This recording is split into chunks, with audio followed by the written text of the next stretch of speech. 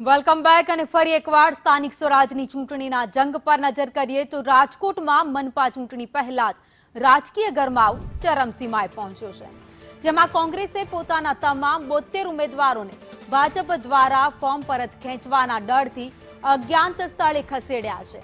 ખાસ કરીને 40થી વધુ મુખ્ય ઉમેદવારોને જૂનાગઢ તરફના એક ફાર્મ હાઉસમાં લઈ જવામાં આવ્યા હોવાની વાત સામે આવી છે।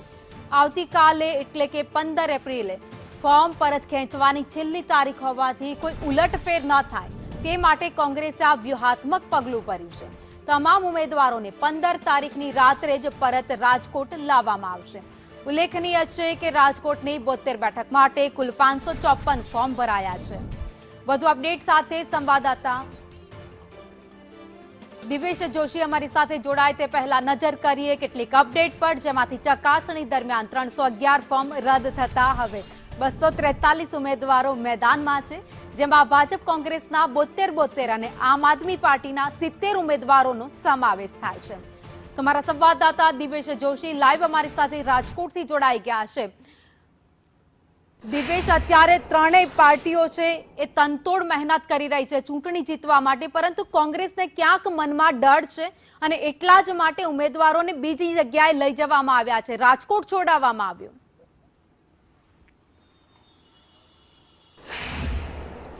ચોક્કસ ભાવિની વાત કરવામાં આવે તો સ્થાનિક સ્વરાજની ચૂંટણીનો જંગ છે તે જામ્યો છે। રાજકોટ મહાનગરપાલિકાની જો વાત કરવામાં આવે તો કોંગ્રેસને ડર છે તે સતાવી રહ્યો છે। આ વખતે ઘણા નવા ચહેરાઓ છે કે તેને તક આપવામાં આવી છે, ત્યારે આવતીકાલે ફોર્મ પરત ખેંચવાની છેલ્લી તારીખ છે, ત્યારે કોઈ પણ જે કોંગ્રેસના જે ઉમેદવારો છે તે પલટફેર ના કરે કે ભાજપમાં ન જોડાઈ જાય તેના ડરથી અત્યારે જે રાજકોટ શહેર કોંગ્રેસ છે તેના દ્વારા 40 થી 45 જે નવા ચહેરાઓને તક આપવામાં આવી છે તેને અજ્ઞાત સ્થળે લઈ જવામાં આવ્યા છે। વિશ્વાસપૂત સૂત્રે જણાવ્યું છે કે આ જે 40 થી 45 ઉમેદવારો છે તેને અત્યારે જૂનાગઢ તરફ લઈ જવામાં આવ્યા હોવાની વાત છે તે ચાલી રહી છે। હું તમને આ સીધા જ કોંગ્રેસ કાર્યાલયના દ્રશ્ય બતાવીશ કે આવતીકાલે ફોર્મ પરત ખેંચવાની છેલ્લી તારીખ છે, ત્યારે આવતીકાલે રાત સુધીમાં જે આ 40 થી 45 ઉમેદવારો છે કે જેને અજ્ઞાત સ્થળે લઈ જવામાં આવ્યા છે તેને રાજકોટ શહેરમાં મોડી રાત્રે લઈ આવવામાં આવે તે પ્રકારની વાત છે તે મળી રહી છે। 18 વોર્ડની જો વાત કરવામાં આવે તો ટોટલ 72 બેઠક છે। 72 બેઠકમાં 554 જેટલા ફોર્મ છે તે ભરવામાં આવ્યા હતા। ફોર્મ ચકાસણીમાં 311 ફોર્મ છે તેને રદ કરવામાં આવ્યા છે। હવે 72 બેઠક માટે 243 ઉમેદવારો છે તે મેદાને જોવા મળશે। વાત કરવામાં આવે તો ભાજપના 72 ઉમેદવાર, કોંગ્રેસના 72 ઉમેદવાર, આપના 70 ઉમેદવાર અને 29 છે તે અપક્ષ ઉમેદવાર છે, તેમાં રસાકસીની જંગ છે તે જામશે। સૌથી મહત્વની વાત છે કે રાજકોટમાં વોર્ડ નંબર 15 છે તે કોંગ્રેસનો ગઢ ગણવામાં આવે છે। જી ભાવિની, હા, જે ઉમેદવારોને બહાર લઈ જવામાં આવ્યા છે તેના કોઈના નામ સામે આવ્યા છે કે એમાં કોણ કોણ છે, કયા વોર્ડના છે ઉમેદવારો?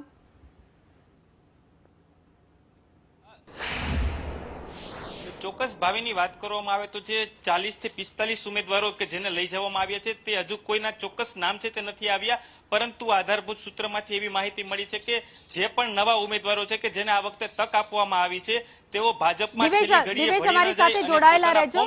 દિવેશ, આગળ પણ આપની પાસેથી માહિતી લેતા રહીશું। રાજદીપસિંહ જાડેજા રાજકોટ કોંગ્રેસના પ્રમુખ અમારી સાથે જોડાઈ ગયા છે। રાજદીપભાઈ, એવો તો કયો ડર છે કે ઉમેદવારોને બહાર લઈ જવા પડે છે?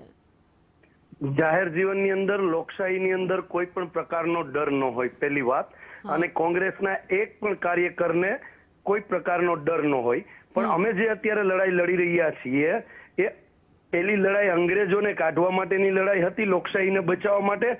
આ લોકશાહીની અંદર અમે બીજી લડાઈ લડી રહ્યા છીએ કે લોકશાહીને બચાવવા માટે અંગ્રેજો જેવું શાસન અત્યારે ભારતીય જનતા પાર્ટી કરી રહી છે। આપને રાજકોટની જ વાત કરું, રાજકોટમાં જે દિવસે ફોર્મ ભરવા માટેની ચકાસણીનો છેલ્લો દિવસ હતો ત્યારે અમારા રાજકોટ શહેરના 2 થી 4 ઉમેદવારો ઉપર અધિકારીઓશ્રીએ વોટ્સઅપ કોલિંગ કરીને ધમકીઓ આપી છે। ભારતીય જનતા પાર્ટીના ગુંડાઓએ ધમકીઓ આપી છે।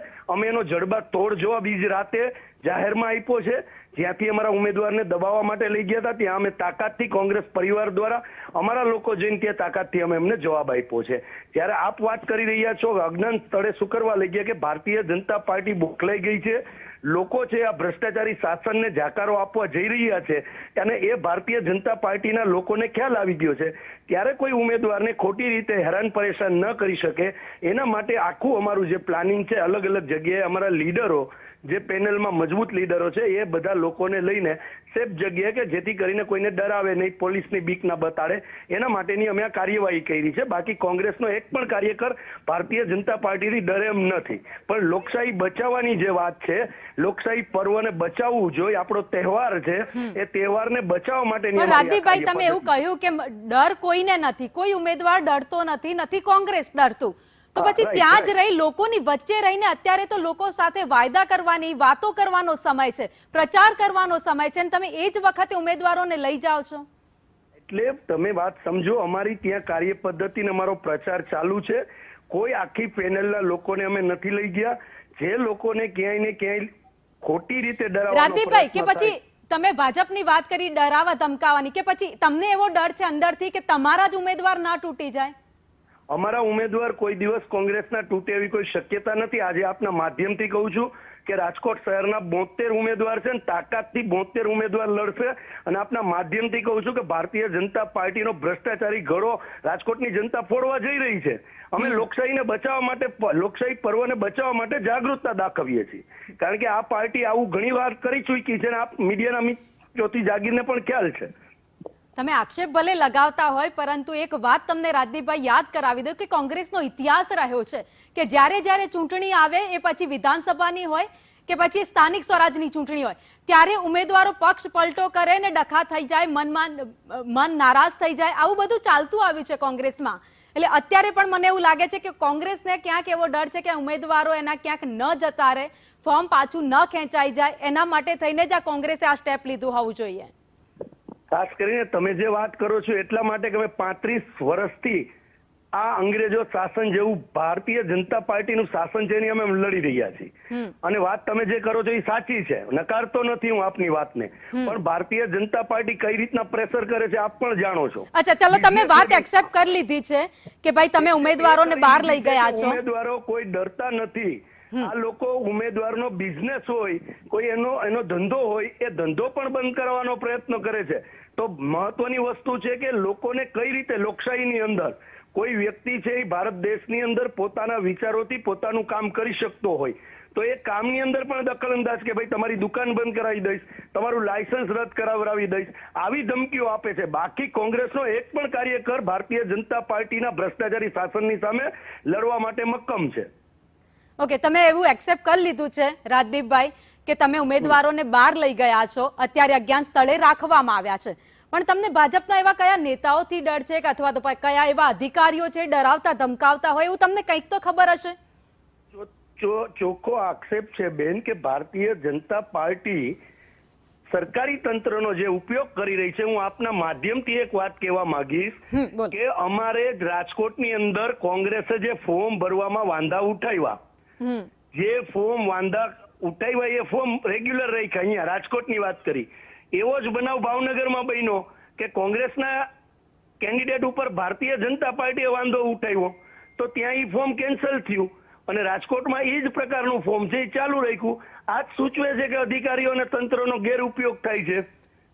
તો અમે અત્યારે મશીનરી જે છે ભારતીય જનતા પાર્ટીની, ગવર્મેન્ટની મશીનરી, એનો ગેરઉપયોગ કરે છે, અને વાસ્તવિકતા વાત છે. મતદાન થતા અટકાવે છે, અધિકારીઓ અટકાવે છે. તો અમે અમારા જે ઉમેદવારો છે એને કોઈ ખોટી રીતે હેરાન પરેશાન ન કરે, અને એને એક હોપ રહે કે કોંગ્રેસ પરિવાર અમારી સાથે ઉભો છે, એના માટેની કાર્ય પદ્ધતિ છે. ઓકે રાજદીપભાઈ, આપ અમારી સાથે જોડાયા, આપનો આભાર. ને દિવેશ જોશી રાજકોટથી અમારી સાથે લાઈવ જોડાયેલા છે. દિવેશ, હમણાં જ રાજકોટ કોંગ્રેસ પ્રમુખ જેમણે આપની સાથે વાત કરી, એમણે એવું સ્વીકારી લીધું છે કે તેમના કેટલાક ઉમેદવારો છે જેમને અજ્ઞાત સ્થળે લઈ જવામાં આવ્યા છે. હવે જોવાનું એ છે કે ઉમેદવારો ફૂટી જાય એનો ડર એ લોકોને છે કે પછી ક્યાંક ભાજપ એ લોકોના ઉમેદવારો તોડે નહીં એનો ડર છે?